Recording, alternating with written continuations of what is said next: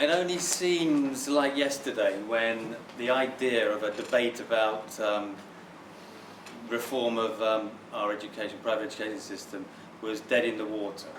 I mean, we have been told that you can't, it's impossible to change a private or two-tier education system because this is a system that's been serving the rich and powerful for centuries, and to call for reform is equivalent to you're rocking the boat. You are being unpatriotic, or worse than that, you're a communist.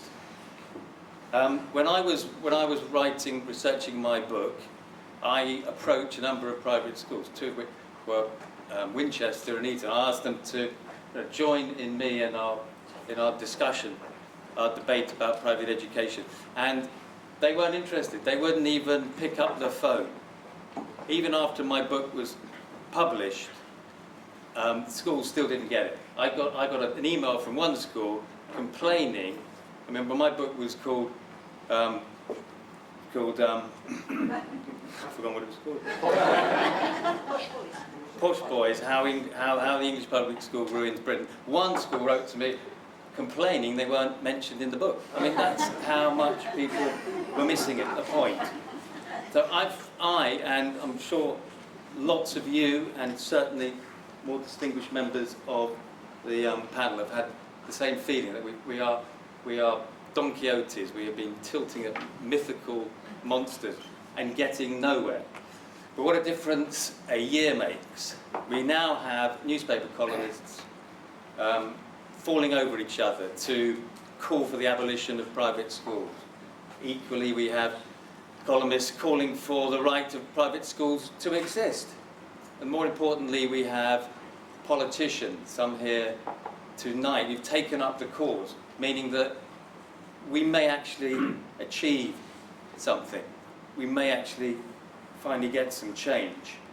Because it's blindingly obvious to lots of us, and I include enlightened heads of private schools, that something's got to change. Because you cannot have a fair society if you have an education system where a narrow section of that society is allowed to buy an advantage and advancement over the rest of society.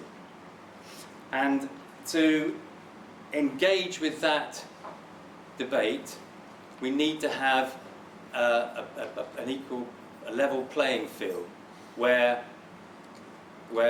all the facts are on the table, so that you don't have the debate skewed by one side of the argument who is using propaganda and unchallenged claims about the virtue of private education.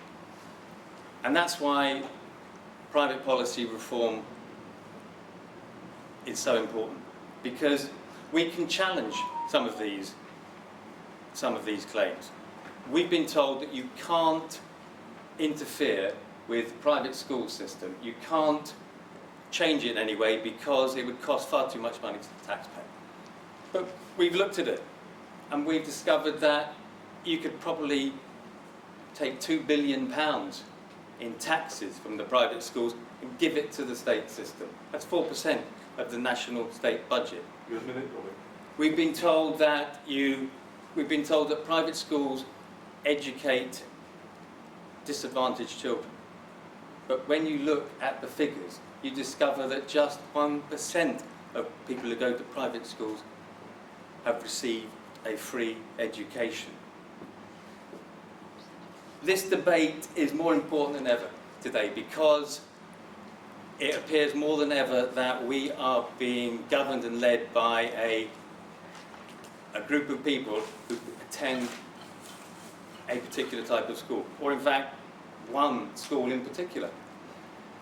So we must now embrace this change, this debate, because when these schools, these public schools were set up 600 years ago, they were established to help the poor and needy pupils in their community. Today, there are 4 million children living in relative poverty who will go to their graves never realising that, or never even knowing, there are charities called Eton, Winchester and Harrow, whose sole purpose is to advance the life chances of an already extremely privileged class. Sorry, Robert, could you And which neatly brings me on to Francis Green, who will now set out the policy reform options in the paper.